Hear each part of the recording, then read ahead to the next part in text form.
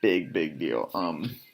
Got me thinking a lot about my past gaming experiences. Now, unfortunately, I think unfortunately, there are perks, but I've really slowed down my gaming in the last year. Um, but I was a very avid World of Warcraft player for a while there.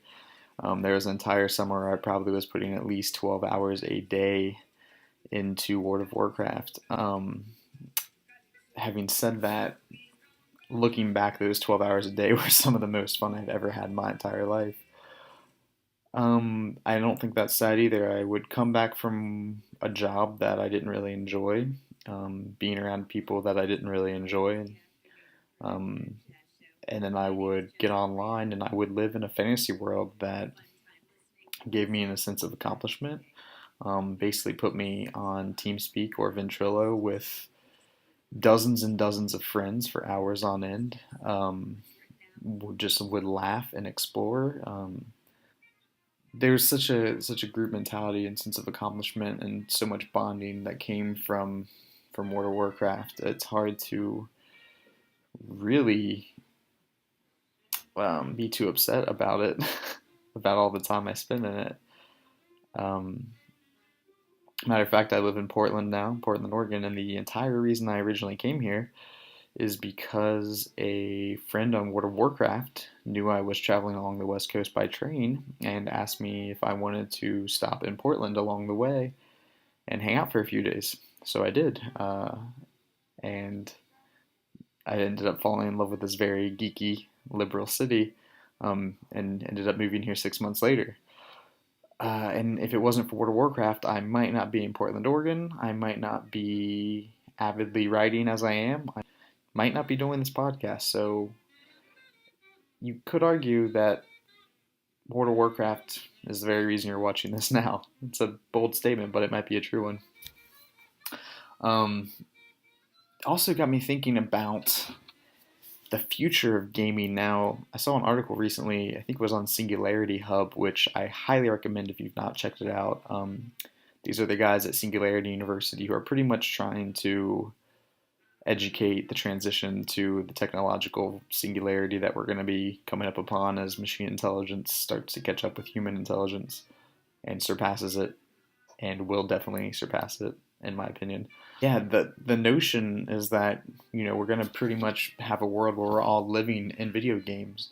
Um, I think calling it a video game at that point is maybe invalid. I think we should really start thinking of it as living inside virtual reality, living inside the metaverse. Um, we're basically just talking a collection of virtual worlds here, and they can be museums, they can be games, it could be school, it could be classrooms, they could be online virtual bars where we date, take OkCupid and let it become an interactive avatar based virtual world. And there's a lot of concern about having this transition, about us becoming virtually addicted, leading these sedentary lifestyles and, you know, losing the things that make us most human. But Joe Rogan brought up a line the other day that really interests me, and he said he thinks sometimes, and hopefully this is correct, we are perhaps the cocoon for technology, for these robotic beings, perhaps for virtual worlds. And the idea is that perhaps it is our purpose to buy these gadgets, to buy these devices, to perpetuate technology so that we can move into the next phase of our evolution, the phase of evolution that we were meant to move into, um, which is technological beings. And this, for me, this is really an important thing to think about, because a lot of what spirituality is about is nowadays, in New Age spirituality is about awakening our powers, whether it's telepathic communications or full on empathy, or the ability to live completely in your third eye, perhaps, becoming these godlike beings who can manifest reality at will. But if you live in a virtual world, where you have the sandbox of creation a thought away interacting with your brain, and you can just think, I want a mountain, and you can mold it in this virtual world. Um, isn't that almost the same? I mean, arguably, if we're talking about psychedelic drug trips, if we're talking about virtual reality, if we're talking about lucid dreams, does it really matter what vehicle is getting you to your reality if your perception is your reality? I'm wondering if it matters if we obtain this godhood through spiritual ascension, or if it's okay that we obtain it through technological ascension. And arguably, there's almost no way, in my opinion, that we're going to attain the spiritual before the technological. Human beings evolve at a drastically slower pace than the exponential growth that we experience with technological growth.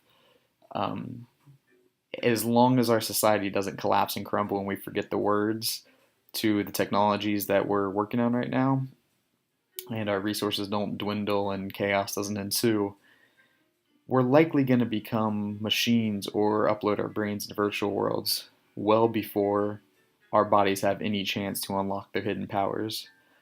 Um, it's a beautiful idea to become superheroes, but why not be a superhero in a virtual world too? And with Oculus Rift coming out, we need to really start considering the fact that virtual reality is going to become a mainstream technology. It's going to become cheaper to create, and therefore it's going to become more widespread. It's going to get put into the hands of more people who are going to tinker with it. Open source is going to open up all kinds of new development across the world, collaborations between countries and gamers from all over the world. Yeah, so video games, that's kind of where that came from.